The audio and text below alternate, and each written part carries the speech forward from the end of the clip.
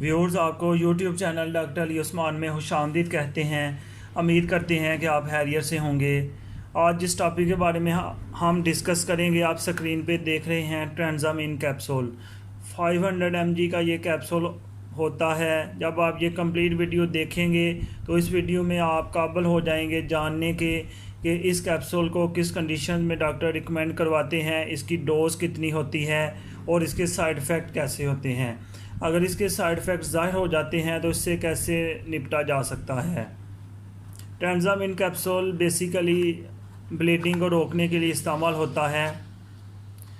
जिस्म के किसी हिस्से में भी अगर ब्लीडिंग हो जाए तो उसको रोकने के लिए ट्रांजामिन कैप्सूल को यूज़ करवाया जाता है। इसकी अगर प्राइस की बात की जाए तो 422 पाकिस्तानी रुपीज़ में इसकी कीमत है और इसको बनाने वाली कंपनी जो है वो हिल्टन है, पाक फार्मा प्राइवेट लिमिटेड। ये 500 mg की पैकिंग में आता है। इसके बाद एक मज़ीद जो है 250 mg की पैकिंग में भी ये मिलता है। अगर आप स्क्रीन पे देख रहे हैं कि ये 250 अलबत्ता ये 500 mg का इंजेक्शन है और इसके साथ ये 250 mg कैप्सूल में भी आ रहा है।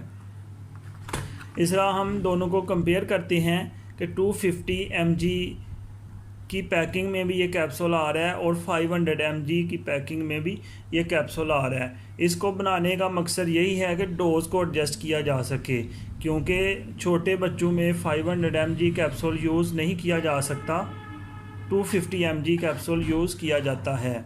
इस तरह 500 mg कैप्सूल और 250 mg कैप्सूल ज़रूरत के हिसाब से इस्तेमाल किया जा सकता है। इसके बाद मज़ीद जो है ये इंजेक्शन फॉर्म में भी मौजूद होता है। इसको IM और IV, IM का मतलब है मसल में ये इंजेक्शन लगाया जाता है, IV का मतलब है इंट्रावीनस, यानी कि वेन में भी इस इंजेक्शन को लगाया जा सकता है। तो डॉक्टर सिचुएशन के हिसाब से इसको रिकमेंड करते हैं। जैसा कि आप ये देख सकते हैं कि ये जो है इस तरह की ये पैकिंग होती है इसकी। तो डॉक्टर्स पेशेंट्स की कंडीशंस को देख के उसके हिसाब से मेडिसिन रिकमेंड करते हैं। नॉर्मली थोड़ा सा अगर डोज़ के हवाले से देखा जाए तो ट्रांजामिन कैप्सूल जो है 250 mg या 500 mg का जो कैप्सूल है वो कंडीशंस के हिसाब से यूज़ करवाया जाता है। ब्लीडिंग अगर सीवियर हो तो इसको 3 से 4 दफ़ा एक दिन में यूज़ करवाया जा सकता है। ऐसे पेशेंट्स जिनकी एज ज़्यादा हो उसमें ज़्यादा हाई डोज इस्तेमाल नहीं करवाई जाती, क्योंकि साइड इफ़ेक्ट के चांसेस बहुत ज़्यादा बढ़ जाते हैं।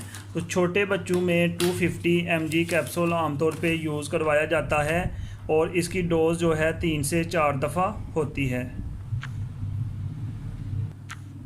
आइए अभी हम इसके साइड इफ़ेक्ट के बारे में देखते हैं, क्योंकि सेल्फ़ मेडिकेशन नुकसानदेह हो सकती है और कभी भी सेल्फ़ मेडिकेशन ना करें। कोई भी मेडिसिन यूज़ करने से पहले अपने फिजिशियन या फार्मासिस्ट से ज़रूर मशवरा करें और उनकी हिदायत के मुताबिक ही इसको यूज़ करें। जैसे बहुत सारे साइड इफ़ेक्ट या एडवर्स इफ़ेक्ट हैं जो कि इसको यूज़ करने से हो सकते हैं। अगर इसमें से किसी भी किस्म के साइड इफ़ेक्ट ज़ाहिर होते हैं तो जल्द से अपने डॉक्टर से मशवरा करें और उन्हें सारी सूरत हाल बताएँ। अगर इस मेडिसिन को यूज़ करने से आपको हाइपर सेंसिटिविटी हो जाती है तो जल्दी से इसको रोक दें। या फिर इसके अलावा डाइजेशन के प्रॉब्लम हो सकती हैं, नोज़िया, वोमिटिंग, उल्टाई वगैरह इस तरह की कंडीशंस हो सकती हैं। पेट ख़राब हो सकता है, डायरिया, कॉन्स्टिपेशन, अगर इस तरह की कोई भी सिचुएशन होती है, ऐसे साइड इफ़ेक्ट ज़ाहिर होते हैं तो इसका जो है इस्तेमाल तर्क कर दें और जल्दी से डॉक्टर के पास विज़िट करें। बाज़ औक़ात इसको यूज़ करने से इचिंग और मेजर स्किन प्रॉब्लम हो सकते हैं। उस सूरत में भी आप इस मेडिसिन को रोक दें और मज़ीद इसको इस्तेमाल ना करें।